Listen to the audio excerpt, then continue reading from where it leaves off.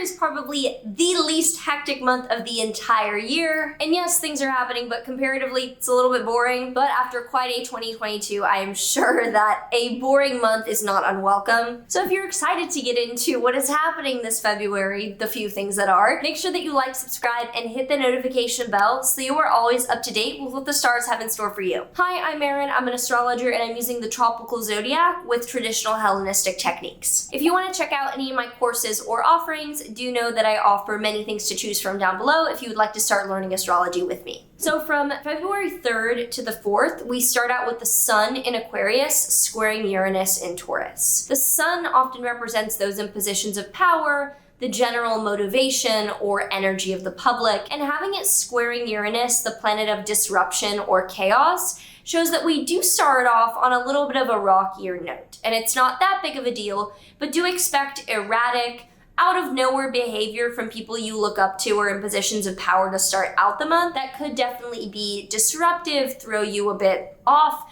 It's not the end of the world. It can show creative breakthroughs and suddenly things making sense or being apparent. But more than that, it tends to show that those in positions of power are acting disruptively or a little bit crazy and like egomaniacal beginning of the month. From the 4th to the 5th, Venus in Pisces will square Mars in Gemini. Venus squaring Mars is great for games of cat and mouse, for feeling like the month starts off on a more flirty or like chasing note. Venus squaring Mars can also show just not being able to be on the same page or feel like things are steady around others. So even though it's great for like flirting or great for talking to people and having enough to disagree over or have friction, it's not the best for things going smoothly beginning of the month. So I do love that Venus is in Pisces. I love that Venus is in its exaltation sign, shows that relationships in general are going more smoothly. However, very beginning of the month, around the first week, could show some tensions with those interpersonal topics. Again, great for like talking to stage with someone, can definitely show that there's more of a chase there. A little bit more challenging for committed relationships or things that you want to go smoothly. Then on the 5th, there is a full moon in Leo. And this is one of the most energetic times of the month because this full moon in Leo is squaring Uranus exactly within 1 degree. Anytime we have a square to Uranus, like I said, it is more chaotic, it is more disruptive, and a full moon is already peak drama.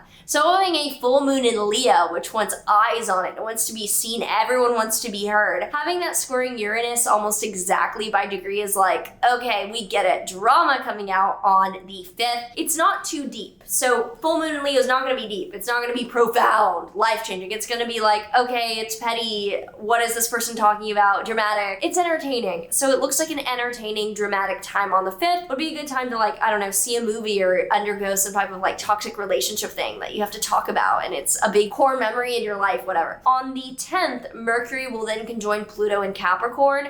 So on the 10th is a very serious day for communication. Mercury's communication, Pluto is transformation and intensity. Mercury, Pluto together on the 10th, very deep, very intense day for talking about things or bringing things to the surface. Often Mercury, Pluto often is a day of things being revealed that are from the depths or from the confidential files. So would not be surprised if something was released, uncovered that was really, really grave around the 10th. Then on the 15th, Venus will conjoin Neptune in Pisces. This is lovely. If Venus is worldly pleasure and Neptune is spiritual pleasure, the higher octave, then Venus and Neptune together in Pisces, where Venus is exalted, is lovely on the 15th for some nice relationship or value-centered energy. Anything that is just you enjoying yourself, being with who matters in your life, doing something you enjoy. Could be like a spa self-care day. Could be like if you're in a relationship, it's lovely. If I somehow am in a relationship at this time, which would be like life-changing, that would be like, I would definitely take them out on the 15th. So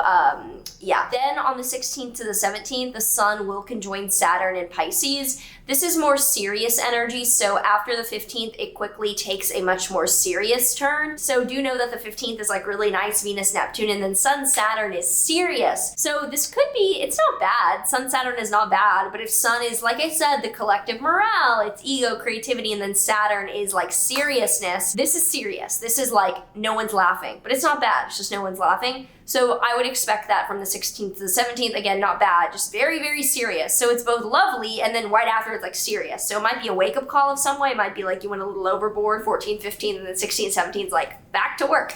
I don't know what days these are. Weekdays, I mean. Then on the 20th, there's a new moon in Pisces. This is a lovely new moon in Pisces. I mean, sun, moon in Pisces, Venus, Neptune in Pisces. It is a lovely day on the 20th to like 22nd, 23rd to manifest or start something new. All things considered, it's a much more positive energy than will be happening later on in like April, May-ish when there's some more heavy things. But 20th, new moon in Pisces, it's dreamy, it's artistic, it's lighthearted. It's a great time to start something or begin something that is from the heart and very aligned, very spiritual, lovely, dreamy energy.